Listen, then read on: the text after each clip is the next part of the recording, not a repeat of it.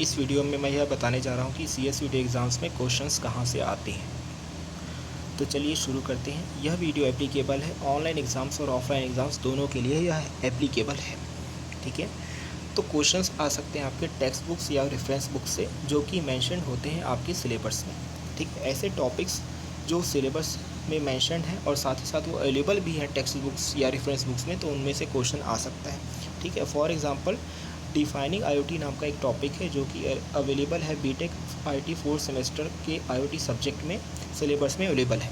ठीक है, अब यह टॉपिक आपको कहाँ मिलेगा? यह टॉपिक आपको मिलेगा एक टेक्स्ट बुक में जिसका नाम है internet of things A hands on approach.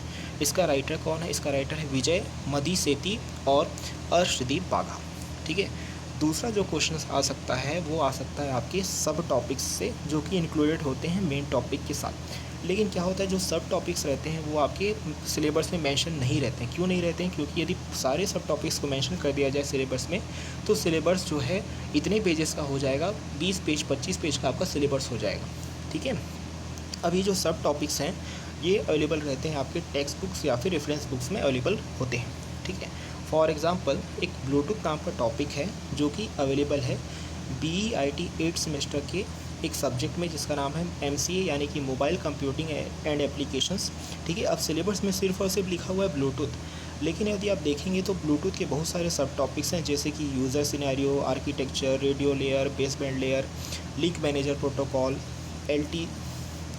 LTCAP जिसे यहाँ पर लिखा गया L2CAP, security, SDP, profiles, IEEE 802.15।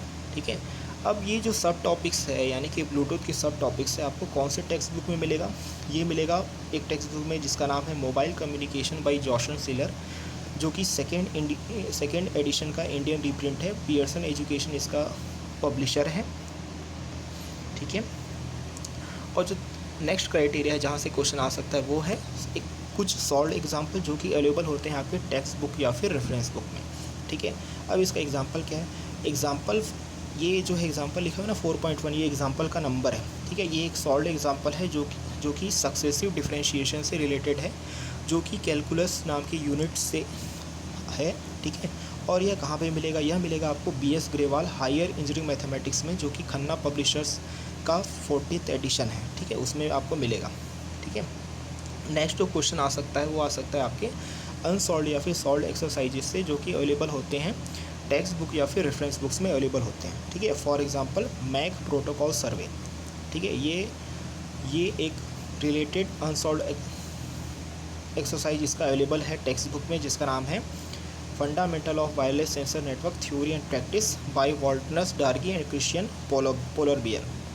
ठीक है, और जो नेक्स्ट क्राइटेरिया क्वेश्चंस आने का वो है self made questions bye expert. ठीक है, न्यूमेरिकल क्वेश्चंस के केस में यानी कि ऐसे सब्जेक्ट जिनमें न्यूमेरिकल क्वेश्चंस आ सकते हैं वहाँ पर जो सब्जेक्ट एक्सपर्ट होते हैं कुछ ऐसे क्वेश्चन सेट कर देते हैं कई बार जो कि आपकी सिलेबस में तो रहते हैं लेकिन टेक्स्ट बुक और रेफरेंस बुक में आपको नहीं दिखाई देंगे। क्यों? क्योंकि क्वेश्चन का सिर्फ और सिर्फ टॉपिक मेंशन है सिलेबस में। ठीक है, लेकिन अब उससे क्वेश्चन फ्रेम करके भी आ सकता है। खासकर ये किस में होता है? मैथमेटिक्स में, मैकेनिक्स में ज़्यादा होता है। ठीक है, नेक्स्ट जो रहता है वो है फ्रॉम ओल्ड क्वेश्चन पेपर्स। ठीक है, ओल्ड क्वेश्चन पेपर से आ सकता है। ठीक है, अब आप ये सोचोगे कि मैं बोल रहा हूँ गेट एकेडमी। नहीं, गेट एकेडमी बिल्कुल नहीं। ठीक है, ये एप्लीकेबल होता है ऐसे सब्जेक्ट्स पे जो कि लगातार 5 एकेडमिक सेशंस या फिर 5 साल तक पढ़ाए गए हैं, वहीं पर ही ओल्ड क्वेश्चन पेपर से क्वेश्चंस रिपीट होने के चांसेस होते हैं। ठीक है, अब ये चांसेस कितने हैं ये डिपेंड करता है क्वेश्चन पेपर सेटर पे। ठीक है, नेक्स्ट जो इसका हम एग्जांपल देख लेते हैं पॉइंट नंबर 3 का, वो ये है कि जो मोबाइल कंप्यूटिंग एंड एप्लीकेशंस है पिछले 4-5 साल से पढ़ाया जा रहा है CSVT के BEIT में। ठीक है, नेक्स्ट जो पॉइंट है वो क्वेश्चंस आने का वो है from other university question papers. ठीक है, ये एप्लीकेबल्स होता है तब जब अदर यूनिवर्सिटी का जो सिलेबस है वो सिमिलर होता है CSVT के सिलेबस से। ठीक है, अब ये जो चीज़ है ये कहाँ पे अप्लाई होता है? ऐसे सब्जेक्ट पे जो कि पहली बार आपके CSVT के सिलेबस में इंक्लूड हुए, न्यू सब्जेक्ट के लिए ज़्यादातर एप्लीकेबल होता है। ठीक है, कुछ सब्जेक्ट्स के लिए CSVT का जो सिलेबस है वो सिमिलर है JNTU से, RGPV के कुछ सिलेबस से जो है वो सिमिलर है। ठीक है, तो उससे भी क्वेश्चंस फ्रेम कर दिया जाता है कई बार। ठीक है, नेक्स्ट जो पॉइंट है जिससे क्वेश्चन फ्रेम किया जाता है वो ये है कि CSUT में बहुत सारे कोर्सेज चलते हैं जिनमें अलग अलग सेमेस्टर, अलग अलग ब्रांचेस और अलग अलग सब्जेक्ट्स होते हैं, ठीक है। तो CSUT में बहुत सारे अलग अलग कोर्सेज हैं, ठीक है, बहुत सारे उसमें different courses, semester, branches, subjects हैं, ठीक है। कई बार क्या होता है CSUT भले ही अलग अलग कोर्सेज, सेमेस्टर, ब्रांचेस, सब्जेक्ट्स चला रहा है, लेकिन कई बार कुछ कुछ सब्जेक्ट्स जो हैं अलग अलग सेमेस्टर, ब्रांच और कोर्सेज में चलने के बावजूद उनमें सिलेबस जो है सेम हो जाता है, मोर देन 50% या फिर कभी कभी पूरा का पूरा सिलेबस भी सेम हो जाता है, ठीक है। तो उस तरीके से वहाँ से भी क्वेश्चन फ्रेम हो जाता है। जैसे for example communication skill English जो है आपके डिप्लोमा कोर्सेज में पढ़ाया जाता है, language professional communication in English, ठीक है, BE कोर्सेज में पढ़ाया जाता है, ठीक है। इंग्लिश जो है BTech कोर्सेज में पढ़ाया जाता है। अब ये जो तीनों सब्जेक्ट है नाम भले अलग अलग है, लेकिन इनका सिलेबस जो है अप्रॉक्सीमेटली सेम है, ठीक है। पॉइंट नंबर 6 जो है वो ये है कि कुछ क्वेश्चन जो है डायरेक्टली आ सकते हैं आपके सिलेबस के टॉपिक से, ठीक है। जैसे एग्जांपल डिफाइनिंग IoT जो कि एक टॉपिक है BTech IT 4 semester IoT subject का, ठीक है। अब एग्ज़ाम में क्या डायरेक्ट दे देगा डिफाइनिंग IoT, ठीक है। वो 4 नंबर में भी दे सकता है, 2 नंबर में भी, 8 नंबर में भी, 10 नंबर में भी, ठीक है। नेक्स्ट जो पॉइंट है क्वेश्चंस आने का वो ये है कि यदि आपका लैब सिलेबस जो सब्जेक्ट का आप पढ़ाई कर रहे हो वो 50% या उससे ज़्यादा सिमिलर है थ्योरी सिलेबस से, ठीक है, किसी भी पर्टिकुलर सब्जेक्ट के लिए, तो लैब सिलेबस का यूज़ करके भी क्वेश्चंस बनाए जा सकते हैं क्वेश्चन पेपर सेटर के द्वारा।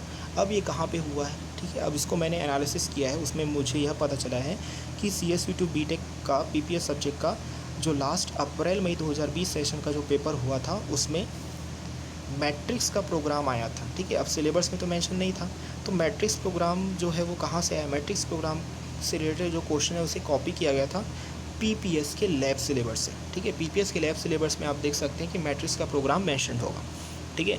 तो आशा करता हूँ ये वीडियो आपको समझ आया होगा।